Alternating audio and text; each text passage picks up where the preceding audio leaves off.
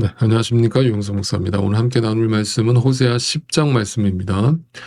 이스라엘은 열매가 무성한 포도 덩굴, 열매가 많이 맺힐수록 재단도 많이 만들고 토지의 수확이 많아질수록 돌기둥도 많이 깎아 세운다. 그들의 마음이 거짓으로 가득 차 있으니 이제는 그들이 죗값을 받는다. 하나님이 그들의 재단들을 파괴하시고 돌기둥들을 부수실 것이다. 우리가 주님 두려운 줄 모르고 살다가 임금도 못 모시게 되었지만 이제 임금이 있은들 무엇에다가 쓰랴 하며 한탄할 날이 올 것이다. 그들은 빈 약속이나 일삼고 거짓 맹세나 하며 쓸모없는 언약이나 맺는다. 그러므로 바디랑에 도단한 독초처럼 불의가 퍼진다. 여러분, 우리가 예수님을 만나게 되는 순간부터 일어나는 변화가 있습니다. 그 변화는 아주 추상적이고 막연한 것이 아닙니다. 예수님을 만나게 되면 예수님의 뜻을 알게 되는데, 예수님의 뜻은 말씀을 통해서 확인하게 되겠죠. 그래서 그 말씀을 알고 난 뒤에 내 가치관이 변화가 일어납니다. 그러니까 여러분, 크리스찬이 된다는 것은 그냥 단 한 번 나는 예수님을 믿습니다, 아멘 하고 끝날 일이 아니라 그때부터 진짜 믿음, 신앙생활이 시작되는 것이죠. 그때부터 여러분이 어디에 관심을 갖게 되는 겁니까? 말씀에 관심을 갖게 되는 겁니다. 그걸 누가 그렇게 만드시는 겁니까? 여러분 안에 계신 성령 하나님께서 그렇게 만드시는 겁니다. 여러분이 예수 그리스도를 구세주로 인정하는 순간 여러분 심령 속에 성령 하나님이 임재하여 계십니다. 그래서 그 성령 하나님이 여러분을 진리의 길로 이끌어 가십니다. 좁은 길로 이끌어 가세요. 그게 뭐냐면 말씀의 사람으로 만드시는 거예요. 그 말씀의 사람으로 만드시는 과정 속에서 나타나는 열매가 뭐냐? 내 가치관이 달라지기 시작하는 겁니다. 이것이 변화입니다. 그 예전에 내가 애굽 땅에 살던 가치관을 버리는 것입니다. 노예로 살던 가치관을 버리는 것입니다. 이제는 하나님 나라의 백성의 가치관으로 새로워지는 것입니다. 여러분, 이것이 예수를 믿는 겁니다. 그런 사람들이 모인 공동체가 교회입니다. 그러면 그 교회가 어떤 가치관으로 이 세상 속에 존재하겠습니까? 이 세상과 적당히 타협하면서 세상 사람들과 별로 구별점이 없이 그렇게 살아가겠습니까? 아니죠. 교회라고 하는 공동체는 이 세상과 분명히 구별된 공동체로서 세상 안 믿는 사람들이 교회 공동체를 봤을 때 저 사람들 뭐지? 어떻게 저렇게 살 수 있지? 도대체 저 사람들은 뭘 믿길래 저렇게 사는 게 가능하지? 라는 의문, 호기심이 들어야 되는 것이 정상인 거예요. 그런데 오늘날 안 믿는 사람들이 교회를 바라보는 시선은 너무나 따갑습니다. 왜 따가운가? 도대체 너희랑 나랑 근본적으로 다른 게 뭐야? 라는 질문이 나오는 거예요. 그건 뭐냐면 교회가 더 이상 세상과 구별됨이 없다는 거예요. 마치 예수님 말씀하신 대로 맛을 잃은 소금처럼 오늘날 크리스찬들은, 교회는 그 맛을 잃은 소금처럼 땅에 버려져서 짓밟히고 있는 거예요. 그러니까 여러분, 교회라고 하는 것은 오늘날 이제 요즘 이제 이렇게 오늘날 교회 하는 모습들을 들여다보면 교회가 어느 순간부터 이상한 방향으로 가기 시작합니다. 어느 방향으로 가냐면 엔터테인 쪽으로 가는 거예요. 그래서 하나님을 기쁘시게 하기 위한 모습보다는 사람을 즐겁게 하는 교회들이 점점 많아지는 거예요. 그리고 그런 교회들은 또 빨리 부흥하고 성장하는 거예요. 그런 모습을 보면서 세상 사람들이 좋아할 것 같지만 세상 사람들은 그 모습을 보면서 야, 도대체 네가 주일날 그 일요일날 교회 가서 예배드리는 그거 하고 그것 말고 나하고 너하고 도대체 다른 게 뭐야? 너하고 나하고 가치관이 다른 게 뭐야? 너도 여전히 세상 속에서 돈 하면서 살아가고 여전히 이 세상에서 욕심 부리면서 살아가는 모습이 내 눈에도 다 보이는데 도대체 너하고 나하고 근본적으로 다른 게 뭐냐라고 계속 질문을 하게 되는 것이죠.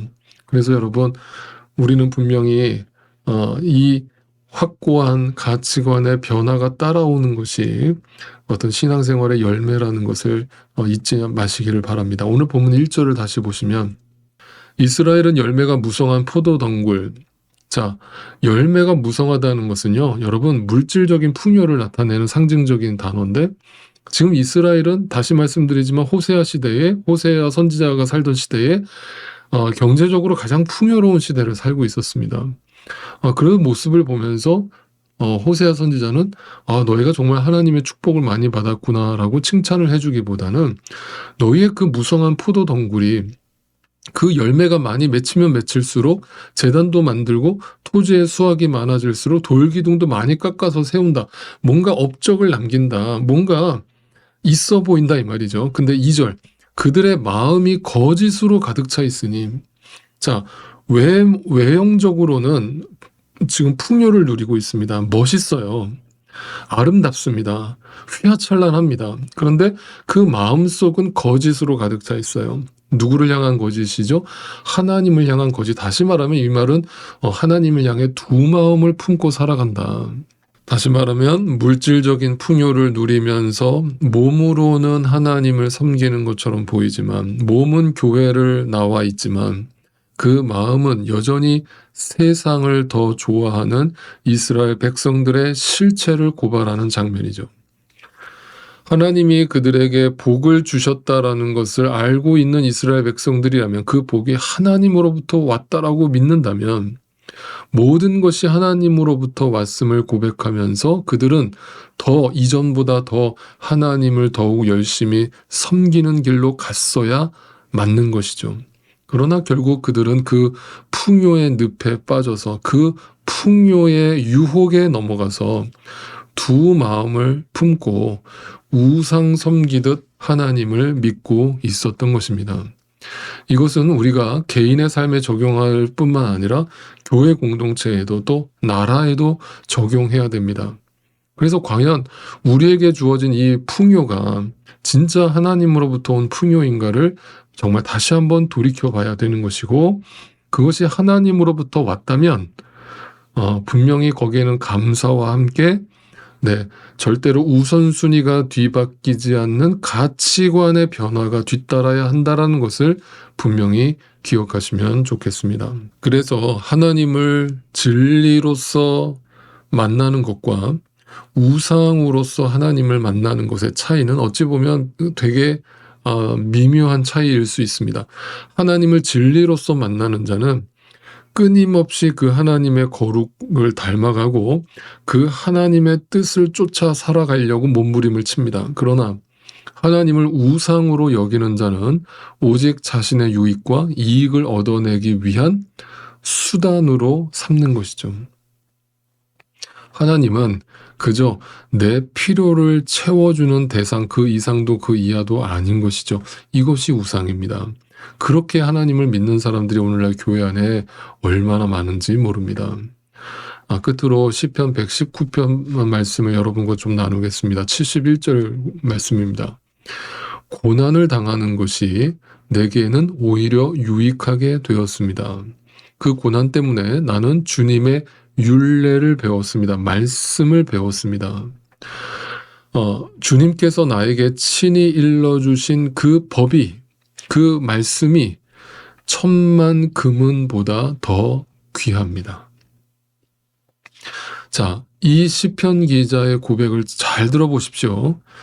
자, 이 시편 기자가 고난이 왜 유익이라고 말했는가 하면 고난이 오기 전에 이 시편 기자도 10,000만 금은이 나에게 복인 줄 알았다 이 말이에요. 그게 더 귀한 줄 알았단 말이에요. 그런데 고난이 왔어요. 고난이 왔다는 것은 뭔가 깨우침이 있었다라는 거예요. 이 10,000만 금은이 절대 나에게 온전한 만족을 주지 못한다라는 것을 알게 되었다라는 거예요. 그러니까 고난이 왜 유익이라고 말을 하는가? 고난이 오면 비로소 자신이 그동안 가짜에 속고 있었다라는 것을 알게 되기 때문이죠. 그러니까 여러분 우리가 이렇게 한 살 한 살 나이를 먹어갈수록 인생을 배운다라는 것은 여러분 다른 게 아니죠. 가장 중요한 것이 무엇인가를 알아가는 것이 인생을 배우는 것이고 나이를 먹어가는 것이죠. 그래서 중요한 것은 시편 기자의 고백처럼 주님의 말씀을 배우는 것이 주님의 뜻을 알게 되는 것이 내 인생의 중요한 목적이며 가장 중요한 가치관이라는 것을 알게 되는 것입니다. 그래서 크리스천은 오늘도 주님의 말씀을 배워서 그 말씀의 가치관으로 살아가는 자들입니다. 그래서 크리스천들은 무조건 말씀을 알아야 합니다. 그리고 그 말씀의 가치관을 가지고 세상을 살아내야 합니다. 남들이 성공하고 명예를 자랑하는 일에 부러움을 느껴서는 안 됩니다. 현재 만약 여러분이 물질적인 풍요를 누리고 계시다면 혹여나 내가 이 이스라엘 백성과 같이 두 마음을 품고 있지 않는지를 돌이켜 보십시오. 혹여나 내가 지금 하나님을 우상으로서 우선순위를 빼앗긴 채 하나님을 입으로만 섬기고 있는 것은 아닌지 돌이켜 보십시오. 만약 여러분의 삶 가운데 지금 물질적인 어려움을 당하고 계시다라면 물질의 노예가 되지 않도록 주의하십시오. 여러분, 광야에서 40년 동안 하나님은 이스라엘 백성들을 구름 기둥과 불 기둥으로 지키시고 만나를 먹이셨고 그들을 가나안 땅으로, 약속의 땅으로 인도하신 신실하신 하나님으로 나타나셨습니다. 그 하나님이 여전히 우리와 함께하고 계심을 믿으신다면 오늘도 여러분의 먹을 것과 입을 것과 마실 것을 책임져 주실 것을 믿으시기 바랍니다. 그리고 우리가 구할 것은 그의 나라와 의를 구하는 것이라는 사실을 오늘도 절대 잊지 마시기 바랍니다.